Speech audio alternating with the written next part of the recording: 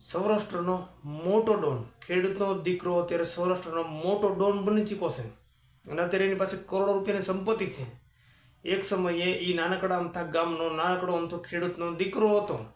ખેતરમાં હાથી હાંકતો હતો, દવા છાંટતો હતો. એ ખેડૂતનો દીકરો અત્યારે સૌરાષ્ટ્રનો મોટો ડોન, જેનાથી ગોંડલ, રાજકોટ, પોરબંદર, અમદાવાદ, સુરત, કચ્છ સહિતના શહેરો થરથર કાપે છે. તો કોણ છે આ ડોન જેની માથે 117 ગુના સામેલ છે?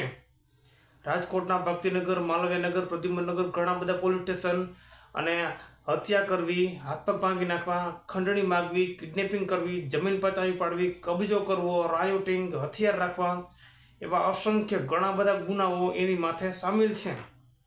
અને ભૂતકાળમાં એણે ધારાસભ્યને મારવાની સોપારી પણ લીધેલી છે. તો આવો બધો ડોન એક નાનકડા અમથા ખેડૂતનો દીકરો છે. સાધારણ તમે જોયું કે નાનકડા જોયું હશે કે પટેલના દીકરા, ખેડૂતના દીકરા સામાન્ય કોઈ નોકરી કરતા હોય કે કાં તો બિઝનેસ કરતા હોય, ક્યાંય લપમાં ના પડે, ક્યાંય બાજતા ના હોય, પણ આ ખેડૂતનો દીકરો એણે અસંખ્ય ગુનાઓ કરેલા છે. 117 ગુનાનો આરોપી. અને ત્યાર પહેલાં એ જેલમાંથી પોતાનું નેટવર્ક ચલાવે છે.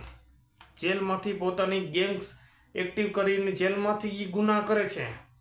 જેલમાં બેઠો બેઠો બહાર એ ક્રાઇમ કરાવે છે. આટલી મોટી એની પહોંચ છે.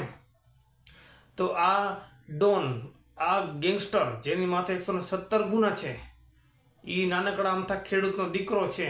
2003માં તેણે પહેલો ગુનો કરેલો. ગોંડલ, કોટડા સાંગાણે, વીરપુર, પાયાવદર, જેતપુર, રાજકોટ, લીંબડી આ બધા શહેરો એનાથી થરથર કાપતા હતા.